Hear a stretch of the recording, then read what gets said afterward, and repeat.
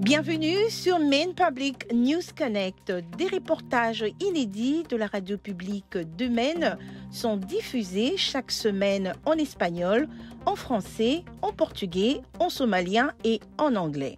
Bienvenue à vous sur Maine Public News Connect et très heureuse de vous retrouver en ce vendredi 3 novembre 2023. Au sommaire de ce bulletin d'information, nous parlerons de la fusillade de masse de la vieille mortuaire à Lewiston, la réaction de la communauté somalienne et enfin des précédents avertissements plusieurs semaines avant la fusillade de Lewiston. Tout de suite en détail, l'actualité de la semaine.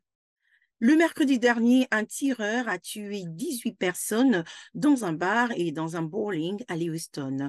Le suspect a été retrouvé mort 2 jours plus tard d'une blessure par balle qu'il s'est lui-même infligée. Il s'agit de la pire fusillade de masse de l'histoire de l'État de Maine. Elle a particulièrement touché la communauté sourde de l'État.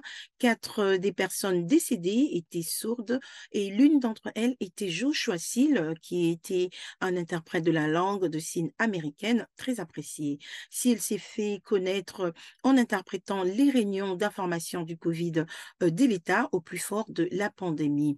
Sa femme, Elizabeth, a écrit sur les réseaux sociaux que Joshua Seal était le meilleur père du monde pour les 4 enfants du couple.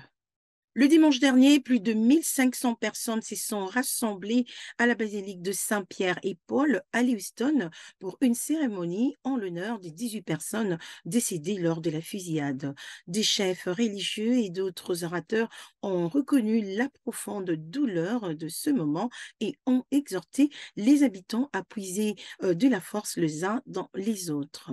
Jim Moran de la ville de Cerberus a déclaré qu'il connaissait des personnes tuées au bowling. J'ai perdu beaucoup d'amis, a-t-il déclaré, et cela fait très mal.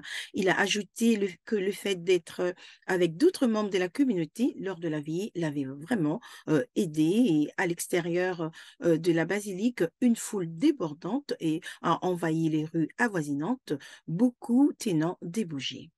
Quelques jours après la fusillade, de nombreux membres de la communauté somalienne de Lewiston ont déclaré qu'ils étaient profondément ébranlés par la violence de Lewiston. Mokhtar Hersi, qui dirige un restaurant d'Afrique de l'Est dans le centre de Lewiston, a déclaré qu'il a été choqué lorsqu'il a appris la nouvelle de la fusillade. Il a encore déclaré avoir immédiatement contacté ces 2 garçons qui fréquentent Beit College, situé à proximité, pour confirmer qu'ils étaient en sécurité.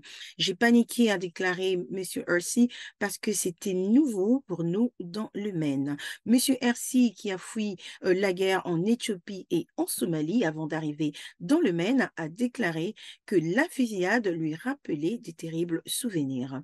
Ces sentiments est partagé par d'autres membres de la communauté qui ont déclaré que la fusillade de la semaine dernière leur rappelait les types de violences qu'ils avaient été contraints de fuir avant de venir aux États-Unis.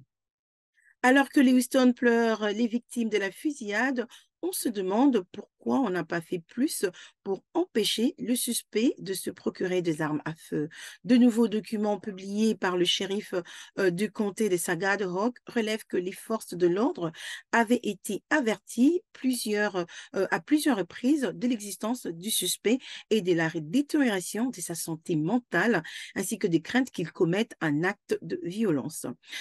En mai dernier, des membres de la famille ont indiqué au bureau du shérif que le suspect souffrait de paranoïa et qu'il s'était récemment procuré plusieurs armes à feu. En septembre, les forces de l'ordre ont été encore averties que le suspect menaçait de commettre une fusillade.